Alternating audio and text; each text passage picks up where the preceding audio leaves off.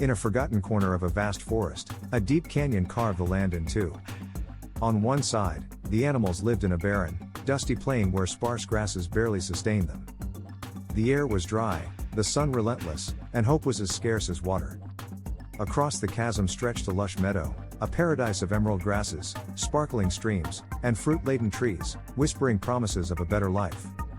But between the two lands swayed an ancient, rickety bridge, its wooden planks weathered and creaking, suspended over a dizzying drop to the jagged rocks below. The animals gathered daily at the canyon's edge, gazing longingly at the meadow. They spoke of the bridge in hushed tones, for while it was their only path to salvation, its perilous state filled them with dread. Many had dreamed of crossing, but none had succeeded. One crisp morning, a clever fox, known for its quick wit and silver tongue, declared, "I shall cross this bridge and claim the meadow for us all." The animals cheered as the fox stepped onto the creaking planks, its tail held high.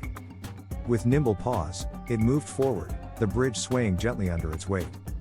But halfway across, the fox paused to admire its progress. It looked down into the canyon's depths, where shadows swallowed the light and the rocks below grinned like jagged teeth. Its heart raced, its legs trembled, and dizziness overtook it. "This is too much," the fox muttered, retreating to the safety of the barren side. The meadow is not worth such terror.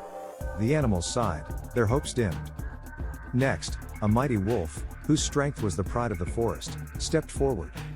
"I am not so easily frightened," it growled, its fur bristling with determination. The animals watched in awe as the wolf's powerful strides shook the bridge. But as it neared the midpoint, the wolf glanced down, curious to see how far it had come. The sight of the endless drop froze its blood. The wind howled through the canyon, and the bridge seemed to sway wildly. "I cannot do this," the wolf admitted, its voice low with shame. It turned back, head bowed, and the animal's spirits sank further. A timid rabbit, known for its speed and grace, was the next to try. "Perhaps my light steps will carry me across," it whispered, more to itself than the crowd. The animals held their breath as the rabbit hopped onto the bridge, its ears twitching with every creak. It moved swiftly, but curiosity got the better of it. The rabbit peeked down, and the sight of the abyss below stopped it cold. Its eyes widened, its body froze, and with a frantic leap, it darted back to solid ground. "It's too terrifying," it squeaked, hiding among the others. Day after day, other animals tried, squirrels, badgers, even a bold hedgehog, but each one faltered. The moment they looked down, fear gripped their hearts, and they fled back to the barren land. The meadow remained a distant dream, and despair settled over the animals like dust. One quiet evening, as the sun painted the sky in hues of gold and crimson, a small mouse emerged from the shadows. Tiny and unremarkable, the mouse was often overlooked, but its heart burned with a quiet resolve. "I will cross the bridge," it squeaked, its voice barely audible over the canyon's wind. The animals laughed, their voices sharp with mockery. "You? A mouse?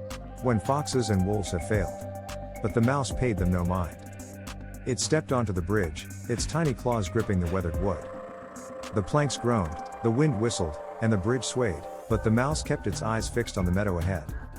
It did not look down at the canyon's depths, nor back at the barren land it left behind.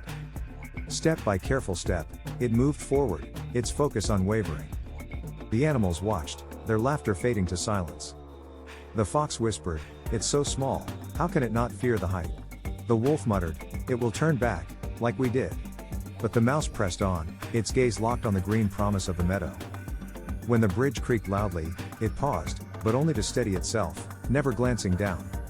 When the wind roared, it flattened itself against the planks, but its eyes remained forward.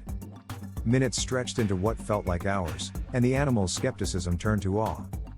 The mouse, so small and frail, was nearing the other side. At last, its tiny paws touched the soft grass of the meadow. It turned and squeaked triumphantly, "The way is clear. Focus on the goal, not the fear below." The animals gasped, their hearts stirred.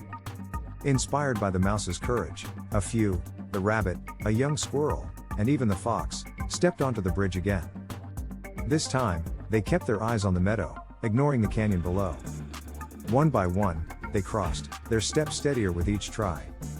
The wolf, still hesitant, watched from the barren side, but even it began to wonder if it, too, could try again.